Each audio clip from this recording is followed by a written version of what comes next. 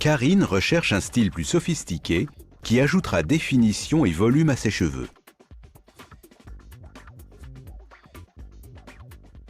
Le plan démontre une forme massive horizontale à l'arrière et aux côtés, avec une graduation subtile dans la zone intérieure.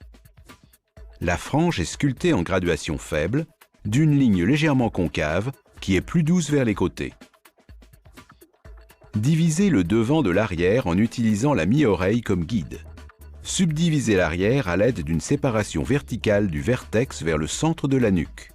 Divisez la frange à partir de l'apex jusqu'au recul de l'implantation de chaque côté. En gardant la position de la tête droite, prenez une séparation horizontale dans la nuque. Utilisez une distribution perpendiculaire avec 0 degré de projection et orientez les doigts horizontalement. Commencez à sculpter au centre de la séparation.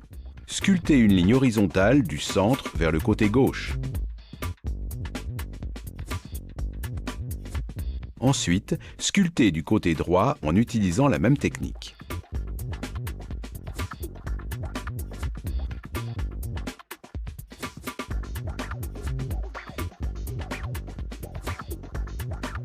Vérifiez la ligne composante pour la précision et la symétrie avant de continuer.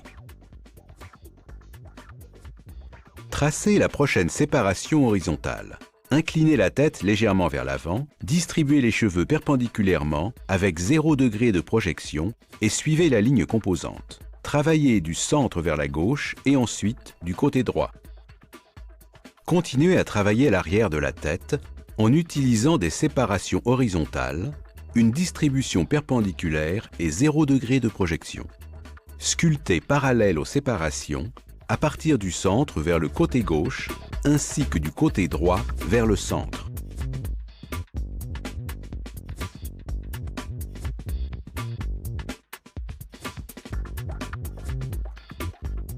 En haut des oreilles, prolongez votre séparation horizontale vers le devant. Repositionnez la tête droite, utilisez une distribution naturelle et une position du peigne à l'horizontale. Sculptez à l'aide du peigne pour un meilleur contrôle. Au-dessus de l'oreille, distribuez les cheveux et utilisez vos doigts pour pousser les cheveux vers la tête.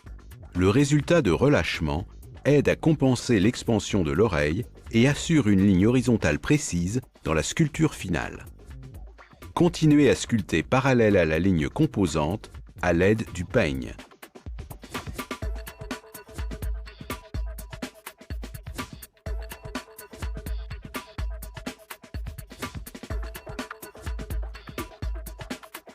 Ensuite, sculptez du centre vers le côté droit en utilisant les mêmes techniques.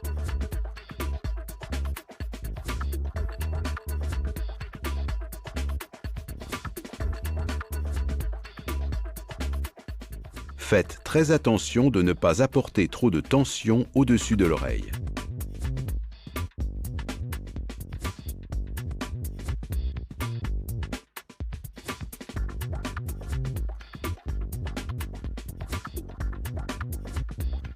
Travaillez vers le sommet de la tête en utilisant des séparations horizontales constantes, une distribution naturelle et aucune projection.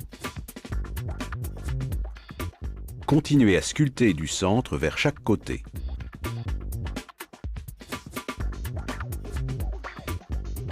Vérifiez la symétrie à mesure que vous progressez vers le sommet.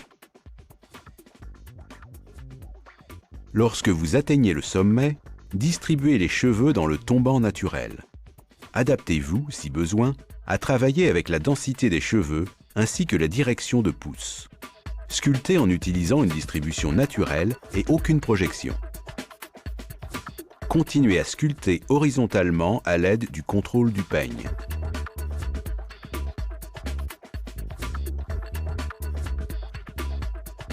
Nous remarquons des séparations radiales et verticales utilisées pour sculpter la surface du dessus afin de réduire la masse.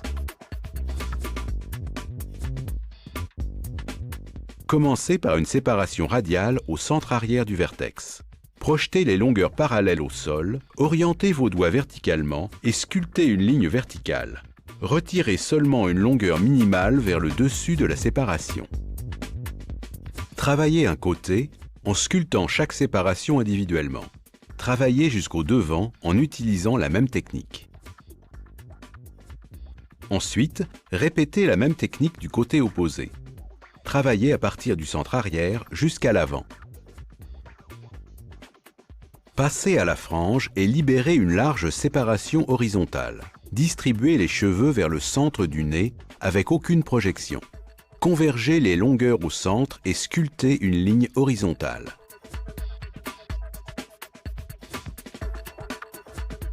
Dirigez les séparations horizontales subséquentes à la ligne composante fixe, convergeant au centre.